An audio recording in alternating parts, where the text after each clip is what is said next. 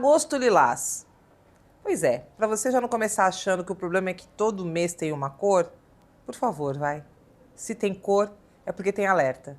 E o lilás, você já entende, né? Já começou a te chamar a atenção. Tem a ver com a questão da mulher. E é isso aí. Vamos falar desse agosto lilás, nesse bate-papo, que o programa vai levar você por vários blocos, porque a gente tem que falar de algo que, afinal de contas, não é só alerta, é fato. E para isso, duas mulheres incríveis que tematizam e que sabem falar também sobre esse assunto, porque estão na luta, estão na causa. Comigo aqui no estúdio, as queridas Maria Eugênia, que é a nossa querida secretária da Cultura e Turismo, e hoje também Larissa Brito, advogada e que está na causa de forma rápida, há só 3 anos, mas na militância tá na barriga, né? Desde que nasceu, ao lado de gente que está falando sobre um tema tão sério. Meninas, quando a gente está aqui falando do agosto lilás, por isso que eu falei, né? É agosto, é lilás, tem cor, então tem alerta. A gente fala de alguns dados. Feminicídio no Brasil. O recorde de feminicídios em 2024 estão registrados em 1.492, o maior número desde a tipificação em 2015. O perfil de vítimas, em média, 64% eram mulheres negras, 71% tinha entre 18 e 44 anos. 80% desses crimes cometidos por companheiros ou ex-companheiros, 64% ocorreram dentro de casa e 97% dos agressores eram homens. Vamos começar com dados, para ninguém dizer que é mimimi? O que vocês me dizem disso? Impactante, né, É Laila? impactante. Eu acho que o mês vem é igual você disse, Heloísa, é para dar visibilidade, né, o Agosto Lilás, falar sobre a Lei Maria da Penha, né, o aniversário da Lei Maria da Penha, que foi um ganho muito grande para a gente, sim, né, como política pública, como uma lei, mas a gente vê que ainda não é o suficiente, que ainda estamos morrendo, que ainda estamos sofrendo violências dentro da própria casa, pelos próprios companheiros.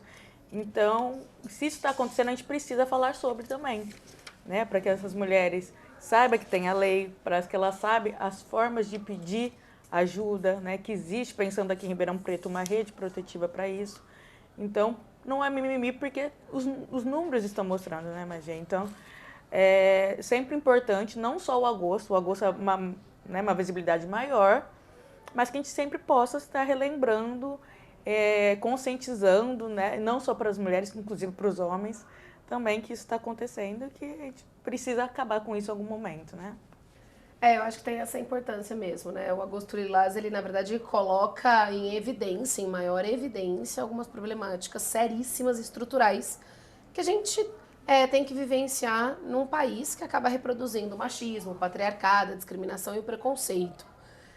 Mas infelizmente também uma temática como essa, ela precisa ser abordada em todos os dias do ano, porque os dados são muito alarmantes, né? A gente tem um impacto muito sério na vida das pessoas. E a violência, ela é capaz de impedir o acesso de muitas mulheres a espaços de protagonismo, a espaços de liderança, e impedem o desenvolvimento contínuo de uma vida em progresso, da própria família, né?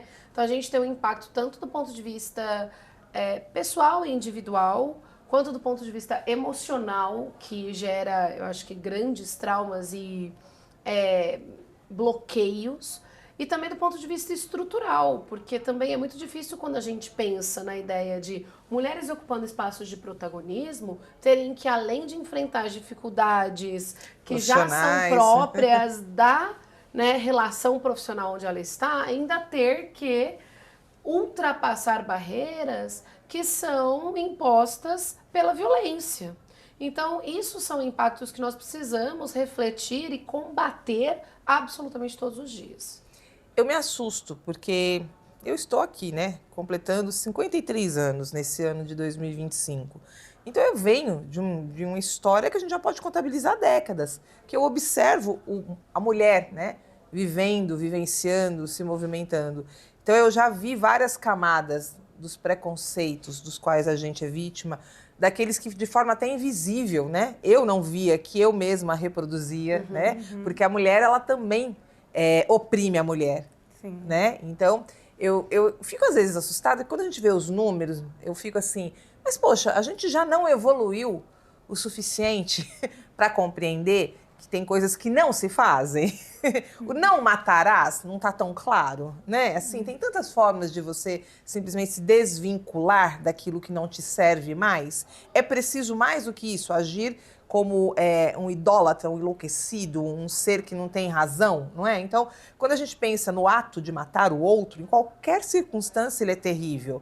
Mas pensando nessa questão que a gente está falando sobre a questão da mulher, né?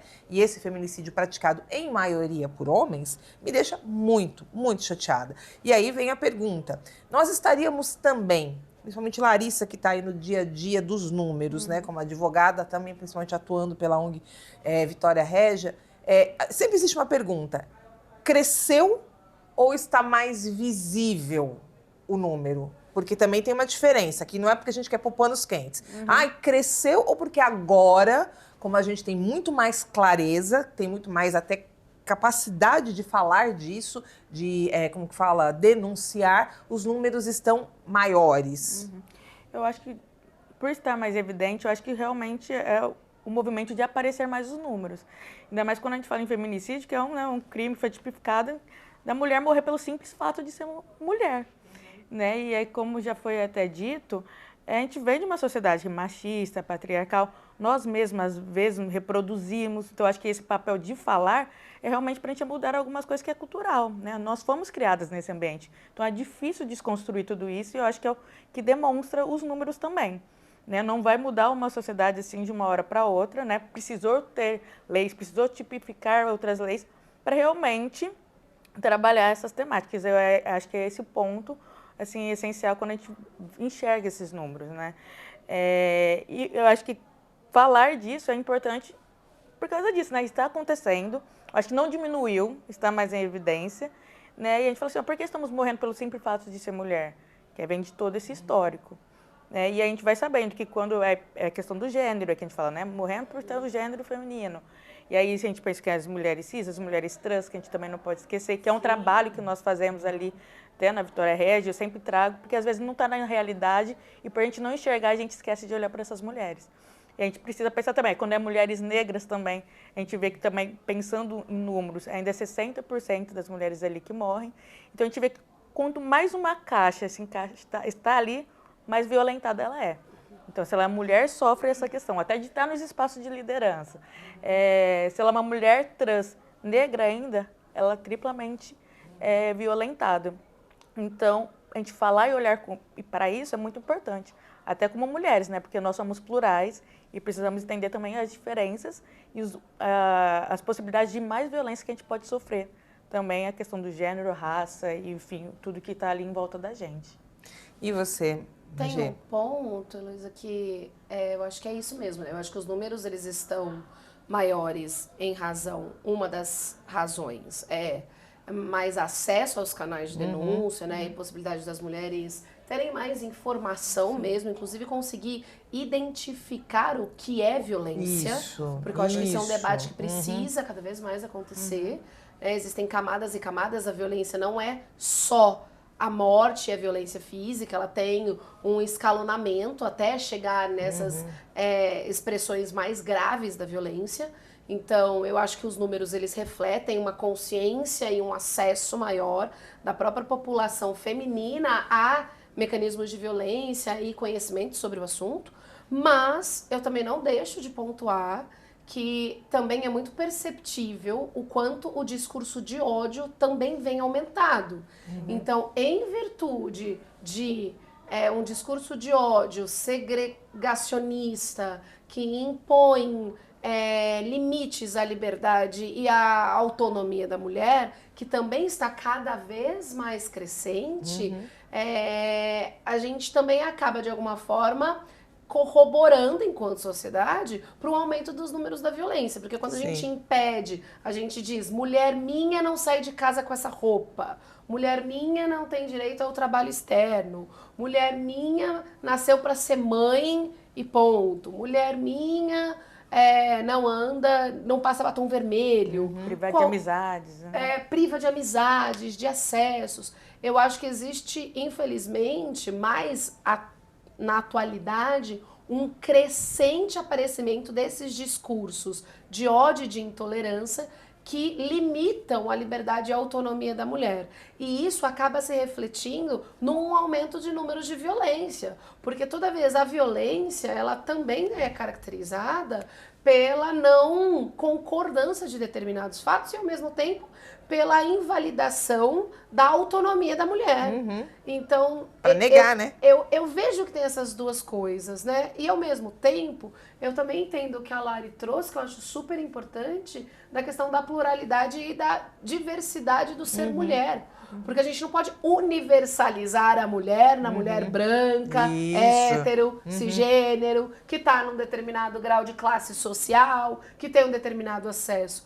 E aí é importante, quando a gente fala de política pública, avaliar as diferenças, porque é nelas em que a gente encontra as principais dificuldades de acesso para conseguir combater e atacar a violência real.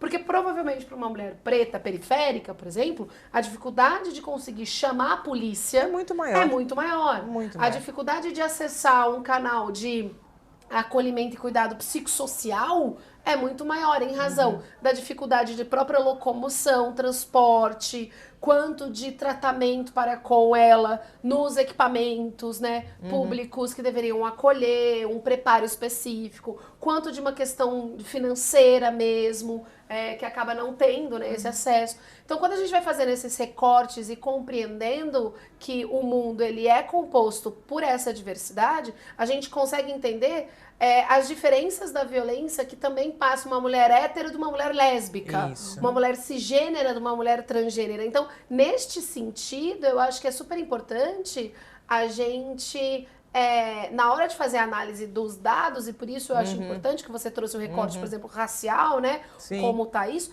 identificar as falhas da política pública para atender as mulheres para além dessa mulher universalizada aí, né? Que é a mulher branca, cis, hétero, de classe social média, média alta, normalmente cristã, né? E aí a gente vai fazendo esses recortes, porque existe essa dificuldade. Sim. Então eu acho que os números, eles têm essas três questões.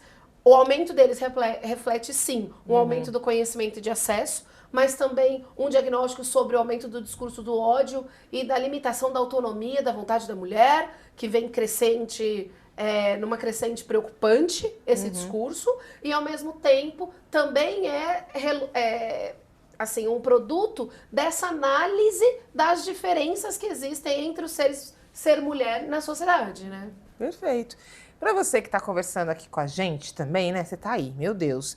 Lembra que o programa tem WhatsApp 16981234000 e de repente você tá aí, ó, super afim de mandar também o seu ponto de vista. Manda que a gente publica, a gente posta, é muito importante.